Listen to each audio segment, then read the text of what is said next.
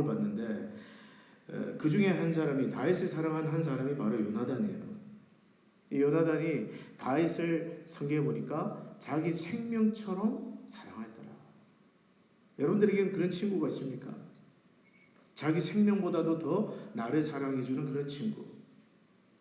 이 요나단은 그렇게 다윗을 사랑했어요. 뿐만 아니라 다윗이 이제 게선 장군이 되어서 블레셋과 싸워서 이기면서 게선문을 통과해서 들어오는데 그 온 이스라엘의 그 꽃다운 처녀들이 막 소고를 치고 막 우리로 치면 뭐 꽹과리 같은 거 치고 막 북을 치고 막 노래를 부르는데 그 노래 가사가 뭐냐? 사울은 천천히요, 다윗은 만만히로다. 사울이 죽인 자는 천천히요, 다윗이 죽인 자는 딱 10배죠. 만만히로다. 문제는 이 노래를 듣고 눈이 뒤집힌 사람이 하나 등장을 합니다. 그거 누굽니까? 사울이에요. 사울이 어떻게 반응을 했느냐? 7절부터 8절까지 한번 읽어보시겠어요? 다시 한번 7절로 8절입니다. 시작. 여인들이 뛰놀며 노래하여 이르되 사울이 죽인 자는 천천히요 다윗은 만만히로다 한지라. 사울이 그 말에 불쾌하여 심히 노하여 이르되 다윗에게는 만만을 돌리고 내게는 천천만 돌리니 그가 더 얻을 것이 나라 말고 무엇이냐 하고. 여러분, 지금 사울이 느끼고 있는 감정은 뭐예요? 사울이 느끼고 있는 감정은 무엇입니까? 질투예요. 역시 이 밤에 나오신 성도님들은 수준이 보통이 아니십니다. 질투. 질투의 뜻은 뭐예요? 제가 사전에 찾아보니까 다른 사람이 잘 되거나 좋은 처지에 있는 것 따위를 공연히 미워하고 깎아내리는 것. 또 다른 사람들이 잘 되는 것을 보지 못하는 마음. 다른 사람들이 잘 될 때 미워하거나 그들의 공을 깎아내리려는 마음. 그것이 바로 질투예요. 오늘 사울에게 있었던 마음입니다. 다윗이 가는 곳마다 승리를 하고 막 개선장군처럼 위풍당당하게 들어오는 모습을 보고 막 그 아리따운 꽃다운 막 처녀들이 막 춤을 추면서 사울은 천천히지만 다윗은 만만히로다. 그 노래를 들으면서 사울에게 질투심이 생기는 거예요. 그래서 심히 노하면서 그가 얻을 것이 이 나라 말고 더 무엇이 남았느냐. 여러분, 이 사울에게 있었던 마음, 다른 사람이 잘 되는 것을 보면서 미워하는 마음, 그 공을 깎아내리려는 마음, 그것이 오늘 사울에게 있었던 마음, 질투하는 마음이에요. 근데 여러분, 우리가 왜 질투를 하지 말아야 됩니까? 저는 3가지를 이야기하고 싶은데요. 첫째는 질투를 하면 하나님이 하시는 일을 보지 못합니다. 질투가 무서운 이유는 우리가 질투라는 안경을 쓰면 하나님께서 역사하시는 그 역사를 보지를 못해요. 여러분, 지금 다윗을 통해서 하나님이 행하시는 일은 무엇입니까? 하나님이 지금 누구를 통해서 일하고 계세요? 다윗을 통해서 일하고 계세요. 다윗을 통해서 지금 이스라엘의 새로운 역사를 써내려 가시는 분이 하나님이십니다. 다시 말해서 지금 다윗이 하는 일은 다윗 자신의 일이 아니라 하나님의 일, 다윗을 통해서 일하시는 하나님의 역사였어요. 근데 그 역사를 보면서 사울은 그 역사를 보지 못합니다. 하나님께서 지금 어떤 일을 일으키고 계시는지, 이스라엘 공동체에 하나님께서 어떤 역사를 일으키고 계시는지 사울만 보지 못해요. 왜 그렇습니까? 질투 때문에. 질투가 사울의 눈을 멀게 한 거예요. 질투하는 그 마음이 사울에게 영적 분별력을 빼앗아가고 있는 겁니다. 그래서 오히려 이 하나님의 역사가 막 일어날 때 여러분, 블레셋을 이기는 게 얼마나 영광스러운 역사예요. 골리앗이 나올 때는 막 얻어맞고 찍소리 못하다가 다윗이 나타나서 블레셋을 막 무찌르고 싸워서 승리하기 시작하는 거 얼마나 기쁜 하나님의 역사입니까? 함께 기뻐야 되고 함께 좋아야 되고 함께 찬양해야 되는데 이 질투에 눈이 먼 사울은 하나님의 역사를 보면서도 기뻐하지를 못하는 거예요. 오히려 막 그 안에서 부글부글 끓습니다. 그래서 그 하나님의 역사의 중심에 있는 다윗을 심지어 죽이려고 해요. 지금 마귀가 누구냐? 사울을 통해서 지금 일하고 있는 거예요. 그래서 여러분 오늘 말씀해 보면 2번씩이나 다윗을 죽이려고 합니다. 다윗이 자기를 위해서 막 수금을 타고 있는데 그 수금을 타고 있는 무방비 상태의 다윗을 향해서 창을 던집니다. 벽에 박아서 죽이려고 2번씩이나. 여러분 이처럼 질투하면 우리는 하나님의 역사를 보지 못하게 돼요. 하나님은 이 사람을 쓰실 수도 있고 저 사람을 쓰실 수도 있습니다. 이 사람에게 기름을 부어서 그의 영광을 위해서 쓰실 수도 있고요. 하나님은 우리 가운데 또 어떤 다른 분을 기름 부으셔서 그 영광을 위해서 사용하실 수도 있습니다. 근데 문제는 우리가 질투하면 하나님이 하시는 일을 보는 눈이 멀어버려요. 그러므로 사랑하는 성도 여러분, 질투하지 마십시오.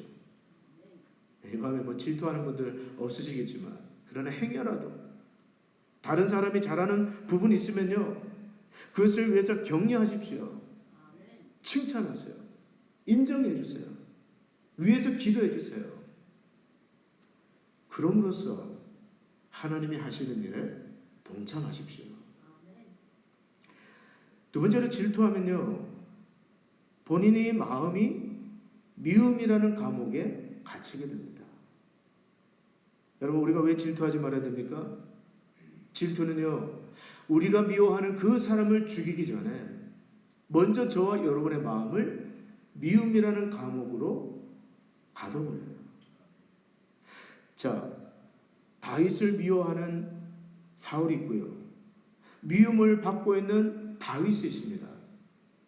미움을 받고 있는 다윗과 미워하는 사울 둘 중에 누가 더 괴로울까요?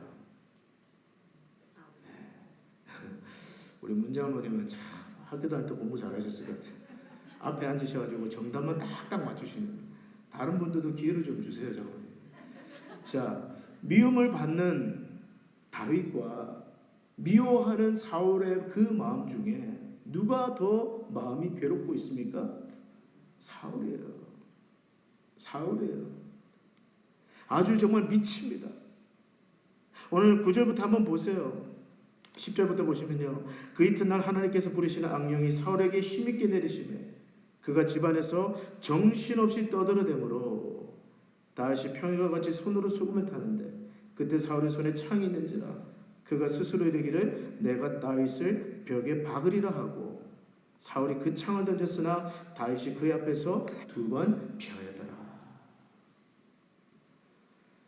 지금 질투는 사울이 하고 있는데 정작 그 영혼의 가장 심한 고통은 누가 받고 있느냐? 다윗을 시기하고 질투하고 미워하는 사울 자신이 가장 큰 고통을 지금 받고 있습니다. 여러분 우리가 이걸 잘 아셔야 돼요. 우리가 질투하면요 가장 먼저 고통받는 것은 우리 자신이에요. 질투하는 그 마음에는 여러분 평강이 없습니다. 다른 사람을 시기하고 다른 사람을 셈하고 그를 미워하는 마음을 품고 있으면 그 마음에 감사가 없어요. 그러므로 여러분 자신을 위해서라도 행여나 질투하는 마음을 버리시기를 바랍니다. 우리가 싸워야 될 대상은요 그 사람이 아니에요. 우리보다 잘난 그 사람, 우리보다 높이 쓰임을 받는 그 사람이 아니라 저와 여러분 안에 있는 이 질투하는 마음과 싸워야 됩니다. 행여라도 여러분 마음에 정말 하나님이 쓰시는 어떤 사람을 보면서 하나님이 들어 쓰시는 어떤 다른 사람을 보면서 시기하는 마음, 또 미운 마음, 또 깎아내리려는 그런 마음이 든다면 이 밤에 여러분의 마음을 예수 그리스도의 보혈로 씻으시기를 축복합니다. 성령의 능력으로 그 마음을 죽이십시오. 그래서 평강을 얻으세요. 마지막 세 번째로 왜 질투를 하지 말아야 되느냐? 질투는 항상 분쟁을 일으킵니다. 여러분, 질투에게 여동성이 있는데 그게 뭐냐? 다툼이에요. 성경에 항상 질투와 시기와 분쟁이 함께 다닙니다. 마치 우리 여고생 애들이 화장실도 함께 가는 것처럼. 정말 이해가 안 되는 일이지만 화장실도 함께 들어. 시기와 다툼이 그래요. 고린도전서 3장 3절을 보면 너희는 아직도 육신에 속한 자로다. 너희 가운데 시기와 분쟁이 있으니 어찌 육신에 속하여 사람을 따라 행함이 아니리요. 이 고린도 교회 안에 정말 열심은 있었지만 그러나 그들 안에 시기가 있었고 또 그 시기로 말미암은 다툼이 있었습니다. 바울이 뭐라고 이야기합니까? 너희는 여전히 육신에 속한 자들이다. 시기와 분쟁이 너희 가운데 있습니다. 야고보서 3장 16절에는 시기와 다툼이 있는 곳에는, 이 두 자매가 있는 곳에는 혼란과 모든 악한 일이 있습니다. 이 두 가지가 있는 곳에는요, 항상 혼란과 모든 종류의 악한 것들이 일어난다. 그러므로 여러분, 우리 리노 한인 장로교회는 이 시기와 다툼이 없는 그러한 교회가 되기를 주의 이름으로 축복합니다. 네. 서로 격려하십시오. 네. 작은 일도 서로 격려하십시오. 또 서로 축복하십시오. 기뻐하십시오. 네. 또 정말 서로를 위해서 함께 격려하고 기도하면서 축복하면서 나갈 때 하나님께서 기뻐하시는 아름다운 영적 공동체가 될 줄로 믿습니다. 이 다윗을 향한 불타는 질투와 시기감을 가졌던 사울은 하나님의 도우심으로 계속해서 승리하는 이 다윗을 보면서 그 다윗을 자기 사위로 삼으려고 해요. 다윗이 예뻐서였을까요? 이유가 뭐였을까요? 그 동기가 굉장히 악합니다.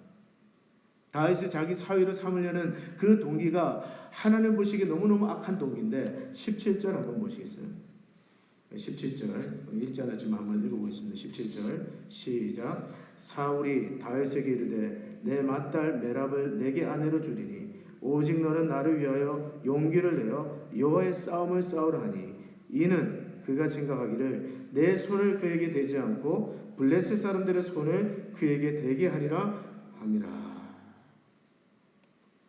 다윗이 좋아서, 정말 다윗이 이뻐서 자기 사위로 삼으려고 한 것이 아니라 자기의 첫째 딸을 다윗에게 아내로 주려고 한 목적이 자기 손에 피 묻히지 않고 이 딸을 어떤 의미에서는 미끼로 삼은 거예요. 내 딸을 줄 테니 너는 전쟁에 나가서 블레셋 사람과 용감하게 싸워라. 마음속으로 어떻게 생각하느냐? 싸우다가 죽어라. 죽어라. 네. 얼마나 악한 놈입니까? 근데 여러분, 다윗이 하나님께서 함께 하셔서 그 싸움에서 막 이기고 돌아오니까 사울이 어떻게 합니까? 자기 딸을 주기로 한 그 때가 다가오자 다윗에게 주기로 한 자기 맏딸을 딴 사람에게 시집 보내버려요. 그리고 나중에 자기의 다른 딸, 나중에 다윗의 아내가 됩니다만은 미갈이 다윗을 좋아한다는 것을 알고 이번에는 또 미갈을 자기의 미끼로 삼습니다. 참 못된 아버지죠. 자기 딸을 미끼로 삼아서 또 다윗을 전쟁터로 몰아냅니다.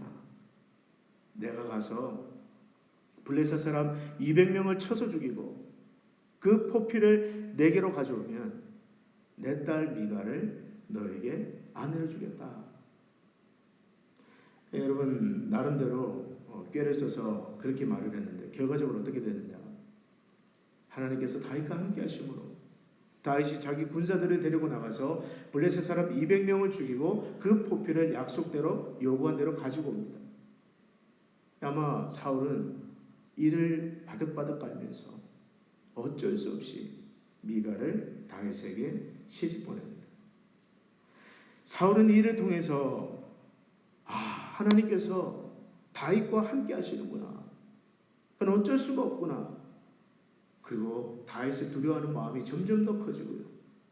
말씀해 보니까 평생의 다윗과 원수가 되었다. 그렇게 이야기해요. 여러분 여기에서 우리가 알 수 있는 것은 무엇입니까? 오늘 본문에 중요한 영적 원리가 하나 나오는데 그게 뭐냐면요. 하나님이 함께 하시는 사람을 막을 수 있는 것은 아무것도 없다는 거예요. 하나님께서 함께 하시는 사람 또는 하나님께서 함께 하셔서 하시는 그 일을 막을 수 있는 것은 아무것도 없습니다.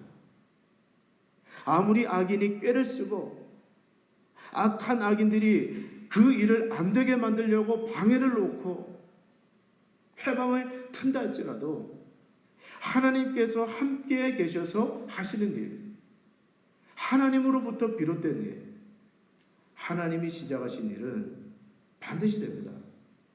왜요? 하나님이 함께 하시기 때문에 그래요. 자, 한번 보세요, 여러분. 사울이 지금 다윗을 죽이려고 얼마나 발악을 합니까? 말씀드린 것처럼 수금을 타고 있는 그 다윗에게 창을 2번이나 던집니다. 다윗 입장에서 보면요, 죽을 고비를 2번을 넘긴 거예요. 정말 오싹한 경험을 한 거예요. 네, 여러분 다윗이 죽습니까? 안 죽습니다. 뿐만 아니라 이 일이 안 되니까 사울이 또 다른 악한 꾀를 내는데 이번에는 내 손으로는 못 죽이니까 저 블레셋 사람들의 손을 빌어서 다윗을 죽이자. 다윗을 자기 딸들을 미끼로 삼아서 전쟁터에 내보냅니다. 근데 여러분 이것도 무서운 함정이에요. 어떻게 보면 다윗이 정말 사울의 꾀에 걸려서 덫에 걸려서 죽을지도 모르는 사실 그런 시험입니다. 여러분 다윗은 보란듯이 그 블레셋을 싸워서 이기고 돌아와요. 무슨 뜻입니까? 하나님께서 다윗을 통해서 하시려는 그 일이 하나님이 함께 하시는 으로 말미암아 되게 하신 거예요. 하나님께서 보호하시고 하나님께서 능력을 주셨습니다. 그래서 여러분 나중에 사무엘하 22장에 가보면 다윗이 그 모든 원수의 손에서 건짐을 받은 그날에 사울의 손에서 구원을 받은 그날에 노래를 지었는데 사무엘하 22장 18절에 보니까 이런 말씀이 있습니다. 나를 강한 원수와 미워하는 자에게서 건지셨으며 그들은 나보다 강했기 때문이로다. 35절에 보면 내 손을 가르쳐 싸우게 하시니 내 팔이 놋화를 당기도다. 사랑하는 성도 여러분, 하나님께서 함께 하시는 사람에게 하나님은 능력을 주신다는 것을 믿으시기를 바랍니다. 여러분들이 어떤 일을 행하는 과정 가운데서 모든 악인과 원수의 손에서 건져주시고 보호하신다는 것을 믿으시기를 바랍니다. 구원도 마찬가지예요. 여러분 구원을 확신하십니까? 사도 바울은 빌립보서 1장 6절에서 이렇게 말합니다. 빌립보 교회 성도들을 향해서 너희 안에서 착한 일을 시작하신 이가 그리스도의 예수의 날까지 이루실 것을 내가 확신하노라. 여러분 이게 무슨 뜻이에요? 사도 바울이 그 빌립보 교회 성도들에게 여러분 안에 착한 일을 시작하신 이 착한 일이라는 것은 구원의 역사를 말합니다. 여러분을 만세전에 택하시고 그분의 사랑받는 자녀로 부르신 그분이 그리스도 예수의 날까지 마지막 날까지 그가 여러분 안에서 행하신 그 놀라운 일을 끝마치실 것입니다. 누가 하십니까? 하나님이 하시는 거예요. 여러분, 만약에 구원이요, 저와 여러분으로부터 시작되었다면 우리는 늘 불안할 수밖에 없을 거예요. 그렇지 않습니까? 내가 조금 예배 열심히 나오고 막 큐티가 그냥 되고 새벽기도 나오고 막 그러면 마치 내가 구원받은 하나님의 자녀인 것처럼 막 느껴지고, 그러나 반대로 내가 죄의 유혹을 받고 또 사탄이 주는 시험을 받고 넘어지고 흔들거리고 비틀거리면 내가 하나님의 자녀인가? 과연 내가 천국 갈 수 있을까? 그런 아마 두려움과 혼돈이 올 거예요. 만약 구원이 우리에게 달린 것이라면. 그러나 내 안에 구원을 시작하시는 이가 그분이라는 것을 믿는다면 오늘 예수 그리스도의 날까지 우리 속에서 착한 일을 시작하신 그분이 이루실 것을 저와 여러분들은 확신할 수가 있는 것입니다. 하나님께서 창세전에 여러분을 내 아들로 내 딸로 삼아주시기로 작정하셨어요. 그리고 때가 되어서 하나님께서 저와 여러분을 부르셨습니다. 부르신 그 하나님이 예수 그리스도의 날까지, 끝날까지 저와 여러분들을 붙들고 계시며 도와주실 것이라는 것을 믿으시기를 바랍니다.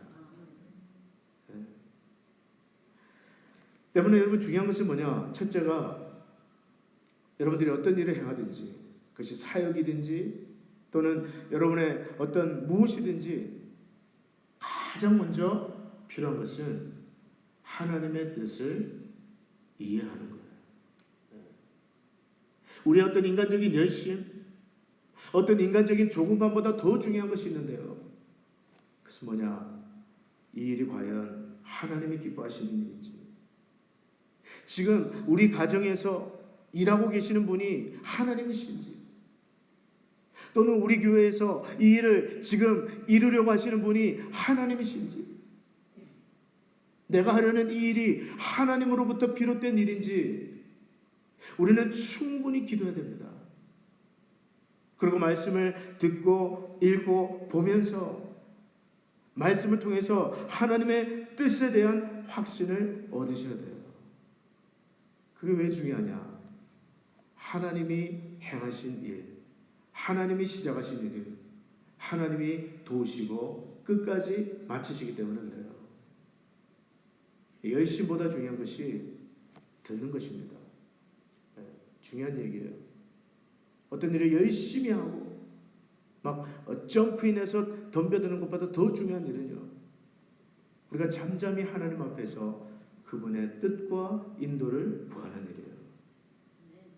그리고 그 두 번째로 중요한 것은요, 우리가 기도하는 가운데 이 일이 하나님으로부터 비롯된 일이라는 사인이 있고, 이 일을 시작하신 분이 하나님이시라는 어떤 사인이 있을 때 중간에 어떤 원수의 공격과 시험이 온다 할지라도 그 일은 반드시 된다는 것을 믿으십시오. 믿고 기도해야 됩니다. 믿고 기도해야 돼요. 여러분, 제가 이번에 그 휴가 때 갑자기 권지 목사님의 설교 부탁을 받아가지고 제가 기도하면서 하나님 어떻게 해야 됩니까? 어떻게 해야 됩니까? 그러면서 제가 과거에 했던 설교 중에 제가 개인적으로 참 사랑하는 설교가 있습니다. 제 설교지만 아마 제목을 보신 분은 다 아시겠지만, 부르신 자는 인도하신다. 벌써 그 설교를 제가 사실은 신학교 다닐 때 만들었던 설교예요. 신학교 다닐 때. 근데 여러분, 할 때마다 정말 누구보다도 저 자신에게 은혜가 되는 설교예요. 부르신 자는 인도하신다. 부르신 자는 책임지신다. 뜻이 분명하면, 뜻만 분명하면 하나님이 길은 열어주신다. 여러분, 사실 저는 그래서 제가 어떤 기도를 할 때, 어떤 일을 하려고 할 때 무조건 주시옵소서, 신앙이 어린 분들 또는 갓 믿은 분들을 보면요, 주시옵소서 기도를 많이 하잖아요. 주시옵소서. 물론 그것도 중요합니다, 여러분. 예수님도 주기도문에서 일용할 양식, 데일리 브레드를 구하라 말했잖아요. 근데 저는 무조건 주시옵소서 이렇게 구하지 않습니다. 먼저 이것이 정말 하나님이 기뻐하시는 뜻입니까? 충분히 기도해요. 때로는 정말 6개월, 어떤 때는 1년 충분히 기도합니다. 하나님의 뜻입니까? 하나님이 기뻐하시는 뜻입니까? 이 일이 하나님으로부터 온 일입니까? 충분히 기도해요. 먼저 그 뜻을 살핍니다. 사실 제가 미국에 유학 올 때도 처음 유학 제안을 받고 난 다음에 정말 미국 오고 싶었어요. 이왕에 공부하는 거 미국에서 신학 공부하고 싶었습니다. 근데 기도는 어떻게 했느냐? 주여 무조건 될 줄 믿습니다. 그렇게 기도하지 않고요.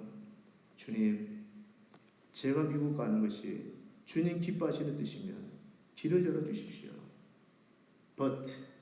그러나 주님이 기뻐하시는 길이 아니면 순종하겠습니다. 나 하나님께서 그 길을 열어주심으로 나를 부르신 이가, 우리 가정을 부르신 이가 하나님이시라는 것을 보여주시더라고요. 책임져 주시더라고요. 제가 여러분 그 신학 공부할 때도 그렇습니다. 사실 계산이 되지 않지만 학비 한번 미뤄서 낸 적이 없고요.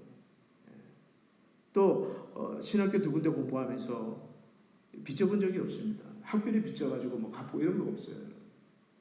어찌 순간순간마다 하나님께서 그것을 통해서 부르신 분이 하나님이시라는 것을 보여주셨고요. 사실 영주권 받을 때도 그랬어요. 제가 이제 드디어 다음 주 금요일에 미국 시민이 됩니다. 휴가 가기 전에 휴가 중에 시민권 시험을 아주 우수한 성적으로 통과하고 참 감사하게도 이게 신청한 지 한 4개월 만에 벌써 이렇게 선서까지 지금 다 이사 처리로 진행이 되는데요. 참 감사합니다. 여러분들 기도해 주셔서 감사하고. 근데 영주권 받을 때도 그랬어요. 사실 개인적으로는 신학 공부를 하고 난 다음에 미국에서 좀 목회했으면 좋겠다. 목회를 하고 싶다. 이민교회를 한번 섬기고 싶다. 그런 마음의 소원이 있었어요. 근데 기도할 때 하나님 무조건 저는 미국에 있고 싶습니다. 신분 해결해 주세요. 이렇게 기도 안 했어요.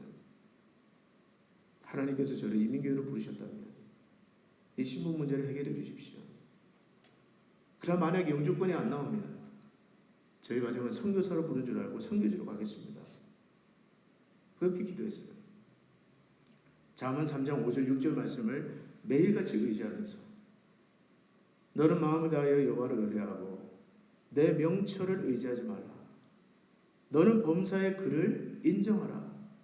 그리하면 내 길을 지도하시리라. 하나님께서 그 문제를 해결해 주심으로 또 때가 되어서 이렇게 아름다운 교회, 좋은 교회, 우리 리노 한인 장로교를 섬길 수 있는 그 길도 열어주셨습니다. 눈치 있는 분들이 이때 좀 아멘을 크게 하실 텐데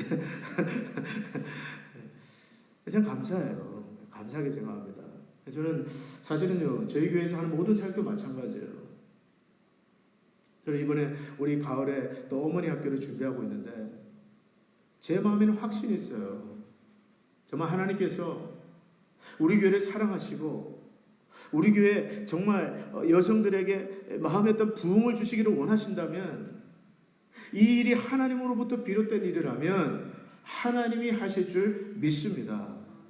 저는 그렇게 기도해요. 저는 그렇게 기도합니다. 사랑하는 성도 여러분, 어떤 일이든 그 일이 중요하면 중요할수록 여러분 먼저 충분히 기도하십시오. 무조건 달라고 하지 마세요. 오히려 여러분의 마음을 내려놓고 하나님이 기뻐하시는 뜻이 무엇인지, 선한 뜻이 무엇인지 분별하는데 여러분 시간을 들이시기를 바랍니다. 때를 기다리세요. 그리고 하나님께서 기뻐하시는 사인을 주시든 말씀을 주시면 그 말씀과 사인을 따라가십시오. 사람은 안 된다 이야기하고 사람은 못한다 이야기하고 환경에 어려움이 있을지라도 하나님께서 그 일을 부르신 이가 하나님이시면 반드시 되게 하십니다. 오늘 질투에 눈이 먼 사울은 다가오는 19장에서도 계속해서 다윗을 죽이려고 합니다. 이 일을 계기로 다윗은 이제 광야에서 생활을 시작하게 돼요. 그러나 우리가 이미 아는 것처럼 그를 부르신 분도 하나님이시고 그 다윗을 택하신 분도 하나님이시기 때문에 하나님께서 그 광야 가운데서도 그 다윗을 끝까지 지키시고 붙들어 가시는 역사를 우리는 앞으로도 보게 될 것입니다. 이 밤에 나오신 사랑하는 성도 여러분들, 무엇보다도 하나님의 뜻을 구하십시오. 하나님의 뜻에 여러분의 초점을 맞추십시오. 하나님이 하시는 일은 하나님이 하신다는 것을 이루신다는 것을 믿으시기를 바랍니다. 하나님의 은혜가 다윗에게 함께했던 하나님의 은혜가 이 밤에 여러분 모두에게 여러분 가정에 또 우리의 교회에 함께 하시기를 주의 이름으로 축복합니다. 기도하겠습니다. 하나님 아버지, 오늘 사울은 인간적인 질투에 눈이 멀어서 하나님이 하시는 일을 보지 못하고 하나님께서 다윗을 통해서 이루고자 하시는 일들을 보지 못하였습니다. 행여나 우리도 그러한 질투와 시기로 인해서 서로를 향해서 일하시는 하나님의 역사를 보지 못하는 일이 없도록 하나님 저희들을 붙잡아 주시고 항상 모든 일에 격려하며 축복하며 서로 세워주며 기도하는 영적 공동체가 되게 하여 주시옵소서. 무엇을 하든지 범사에 하나님의 뜻을 먼저 구하며 그 뜻에 순종할 때 하나님께서 지키시고 인도하시고 책임지시는 은혜를 저희 모두가 경험할 수 있도록 이 밤에 역사해 주시옵소서. 감사하며 예수님